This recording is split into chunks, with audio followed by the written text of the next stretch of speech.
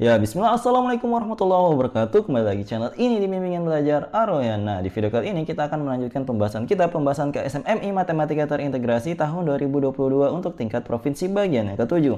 Nah, di video kali ini kita akan membahas soal dari nomor 18 sampai dengan soal nomor 20. Tetapi sebelum itu, kalau misalkan ada adik-adik ataupun rekan-rekan guru yang belum subscribe channel ini, subscribe dulu sekarang karena subscribe itu gratis dan juga sebagai dukungan kalian untuk mendukung channel ini agar lebih baik ke depannya, oke? Tanpa berpanjang kali lebar lagi, kita mulai pembahasan pada video kali ini dari soal nomor 18. Yuk kita baca dulu soalnya bersama-sama. Nah, perhatikan potongan surah Ad-Duha berikut ini. Jadi di sini ada ayat pertama dari surah Ad-Duha sampai dengan alam yajidka yatimang fa'awa. Misalkan hati dan daiman adalah dua bilangan serta didefinisikan operasi bintang sebagai berikut. Hati bintang daiman sama dengan hati tambah daiman tambah hati kali daiman.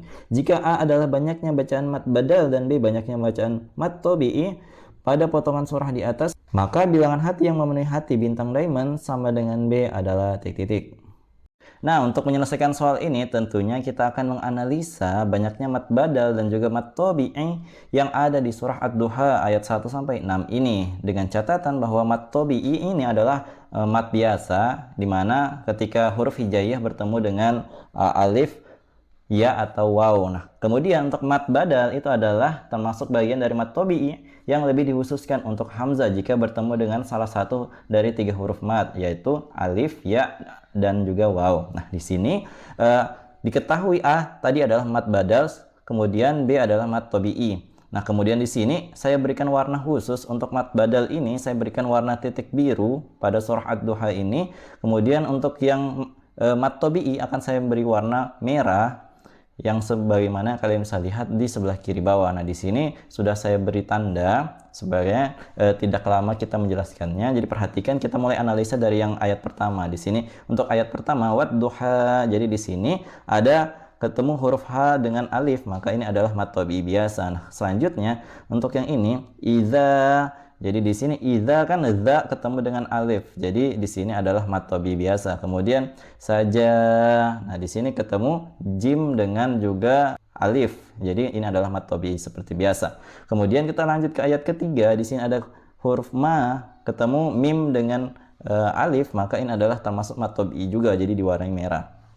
Selanjutnya di sini ada wama. Di sini ada mim ketemu alif lagi. Kemudian lanjutannya kola, lam ketemu dengan alif, maka ini juga termasuk mat tobi'i. Nah, selanjutnya di ayat keempat kalau kita analisa, di sini barulah muncul mat badalnya. Di sini ketemu, coba, walal a. Jadi di sini ada hamzah ketemu dengan alif, maka ini termasuk sebagai mat badal, maka diwarnai dengan titik biru. Nah, sini kita lanjut minal ula. Nah, di sini kan ketemu hamzah dengan waw ya, maka di sini termasuk sebagai mat badal. Nah, kemudian untuk lanjutannya di sini ada lam ketemu dengan alif, maka ini termasuk sebagai mat tobi'i. Kita lanjut untuk ayat yang kelima. Di sini ada wala saufa yu'ti. Nah, di sini ketemu, jadi di sini ketemu to dengan ya, maka di sini termasuk mat tobi'i.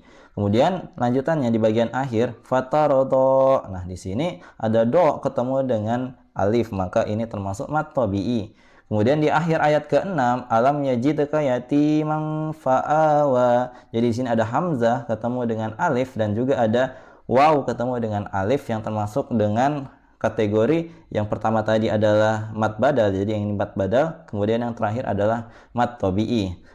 Sehingga ketika kita hitung berapa banyaknya di sini untuk mat badal ternyata ada 3, jadi A-nya sama dengan 3. Kemudian untuk mat tobi'i ini ternyata ada 11. Berarti nilai B-nya sama dengan 11. Sehingga sekarang sudah bisa kita tentukan berapa nilainya. Jadi kan tadi katakan B sama dengan hati dikalikan dengan A atau bintang A.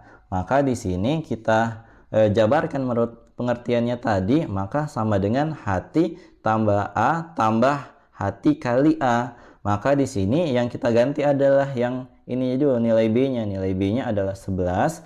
Kemudian A-nya kita ganti dengan angka 3. Nah, tadi kan rumusnya adalah hati tambah A tambah hati kali A. Maka di sini hati tambah 3 tambah hati kali 3. Maka ini sudah sama dengan hati tambah 3 hati, berarti jadinya 4 hati tambah 3. Maka ketika 3-nya kita pindahkan ke sebelah kiri sebagai pengurangnya angka 11, di sini ada muncul kurang 3, maka jadinya adalah 4 hati sama dengan 8. Maka ketika 4 hati sama dengan 8, kita dapat adalah hatinya sama dengan 2, karena 8 bagi 4 adalah 2. Nah, sehingga jawaban dari soal ini tidak lain ada tidak bukan, jawabannya adalah 2. Semoga kalian paham ya. Jadi ingat baik-baik bahwa mad badal termasuk bagian dari mad tobi'i yang lebih dikhususkan untuk hamzah jika bertemu dengan salah satu 3 huruf mad, yaitu alif, ya, dan waw. Gitu ya. Jangan sampai lupa karena soal ini sering muncul di soal KSM. Jadi jangan sampai lupa dipelajari kembali nanti ketika kita mau mengikuti ujian KSM tahun yang ini. Oke? Kita lanjut ke soal nomor 19. Yuk kita baca dulu soalnya bersama-sama. Diketahui dua bilangan asli A dan B, KPK dari A dan B ini adalah sama dengan X, dan FPB dari A dan B ini adalah Y, dengan X dan Y berturut-turut adalah banyak ayat surah Al-Mutaffifin dan banyak ayat surah An-Nasr. Banyaknya kemungkinan pasangan bilangan A dan B adalah titik-titik. Nah, untuk menyelesaikan soal ini tentunya kita akan mencari tahu terlebih dahulu nilai X dan nilai Y yang ada di soal ini. Jadi seperti biasa, jawabannya sudah terpampang nyata di depan kalian, tetapi di sini akan menjelaskan seperti biasa dari awal hingga akhir. Nah, nilai X yang ada di soal ini itu kan katanya banyak ayat dari surah Al-Mutaffifin. Nah, ternyata surah Al-Mutaffifin ini memiliki 36 ayat. Kemudian untuk nilai Y-nya itu banyak ayat surah An-Nasr. Nah, banyak ayatnya itu adalah sebanyak 3. Berarti nilai Y-nya sama dengan 3. Nah, kemudian yang dikatakan di soal ini tadi KPK A dan B itu adalah 36. Kemudian FPB-nya itu adalah 3. Jadi ingat baik-baik ya.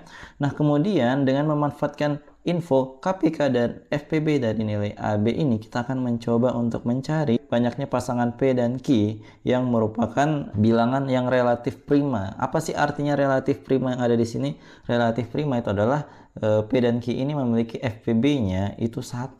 Jadi tidak ada FPB selain angka 1. Nah, kemudian kalau misalkan kita nilai A-nya itu kan tadi katanya FPB-nya adalah 3 ya. Berarti anggaplah A itu adalah 3 kali sesuatu. Jadi 3 kali P, anggaplah begitu. Kemudian untuk nilai B-nya itu kita anggap sebagai 3 FPB-nya tadi dikalikan dengan Q. Nah, kemudian setelah itu kita manfaatkan nilai KPK-nya nih. KPK-nya katanya kan 36, maka 3 dikalikan P kalikan dengan Q, maka itu hasilnya adalah 36. Karena 36 sama dengan 3 kali 3 PQ, maka nilai PQ-nya kita peroleh adalah 12 dengan cara membagi 36 dibagi dengan 3. Seperti itu ya. Nah, kemudian dari hal ini, P kali Q sama dengan 12 itu kita bisa memprediksi apa saja kemungkinan pasangan yang mungkin ketika yang diminta ini adalah bilangan asli ya, yang ditanyakan bilangan asli. Berarti hanyalah bilangan yang positif, karena bilangan asli adalah bilangan yang bermulai dari angka 1, 2, 3, dan seterusnya. Nah, pasangan-pasangan bilangan yang ketika dikalikan dapatnya 12 itu hanyalah sedikit, jadi bisa kita uraikan satu persatu. Pasangan yang pertama adalah 1 dan 12, karena 1 kali 12 adalah 12.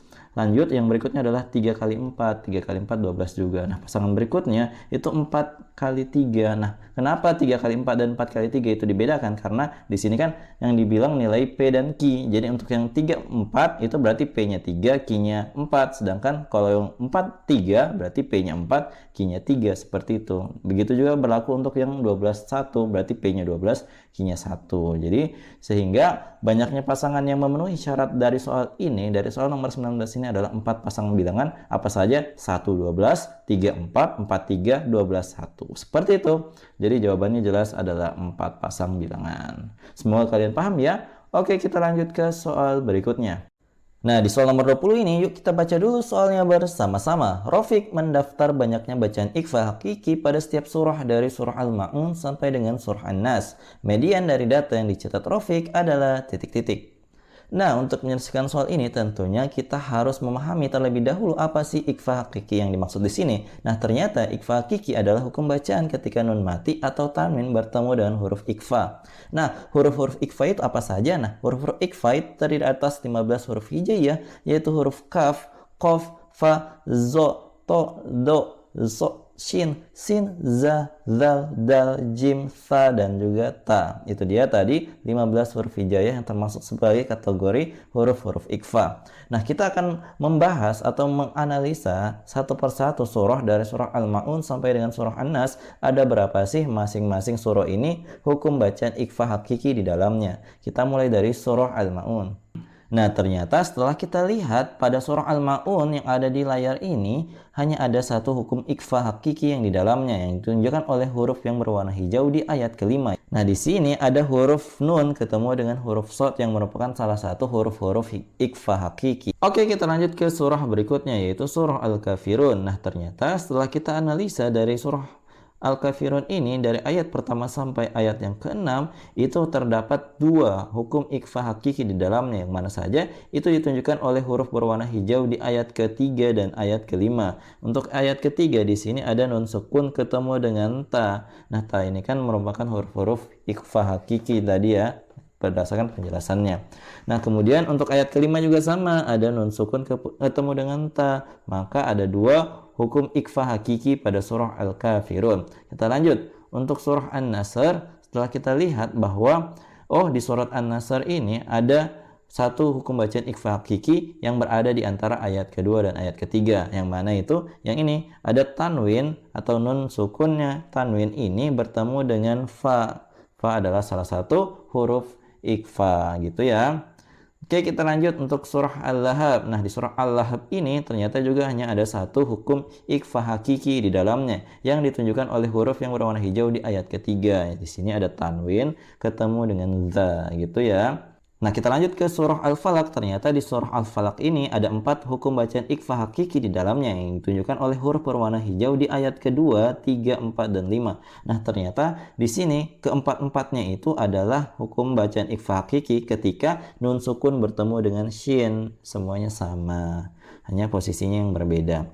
Nah, kemudian untuk surah terakhir, surah An-Nas, itu hanya ada satu hukum ikhfa hakiki, yaitu sama seperti yang tadi, nun sukun ketemu dengan shin juga di ayat yang keempat ya. Ini ayat keempat, ini agak tipu.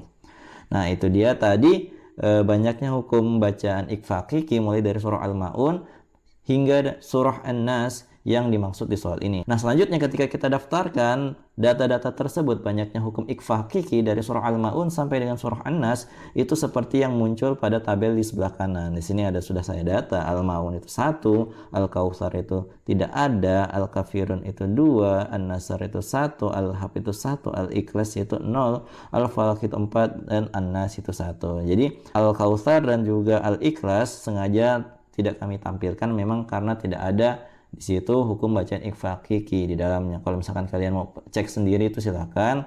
Kami sudah cek. Nah, makanya kami tidak tampilkan di sini karena memang tidak ada ya.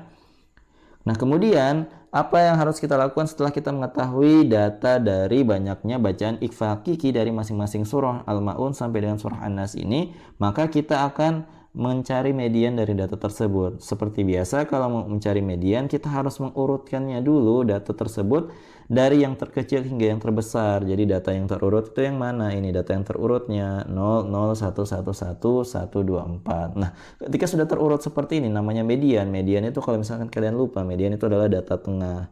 Data yang berada di tengah-tengah data yang terurut. Jadi ini kan datanya sudah terurut. Kalau misalkan dia genap seperti ini, genap, maka data tengah itu berada di data yang ada di tengah-tengah. Jadi dia apa saja data yang ada di tengah itu dijumlahkan kemudian dibagi dengan 2. Itu khusus untuk yang genap. Tetapi kalau dia datanya ganjil, dia tepat berada di data yang ada di tengah, gitu ya.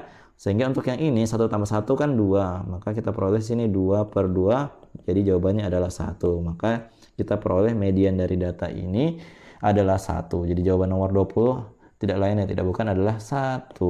Semoga kalian paham ya. Nah, jadi itu dia tadi pembahasan kita kali ini di bagian ke-7 KSMMI Matematika Terintegrasi tahun 2022 tingkat provinsinya. Kalau misalkan kalian suka dengan video ini, jangan lupa like, share, and subscribe channel ini. Dan jangan lupa nyalakan bel notifikasi untuk mendapatkan pemberitahuan lebih awal, oke? Jangan lupa di follow semua akun sosial media kami ya. Sampai jumpa di video selanjutnya. Wassalamualaikum warahmatullahi wabarakatuh.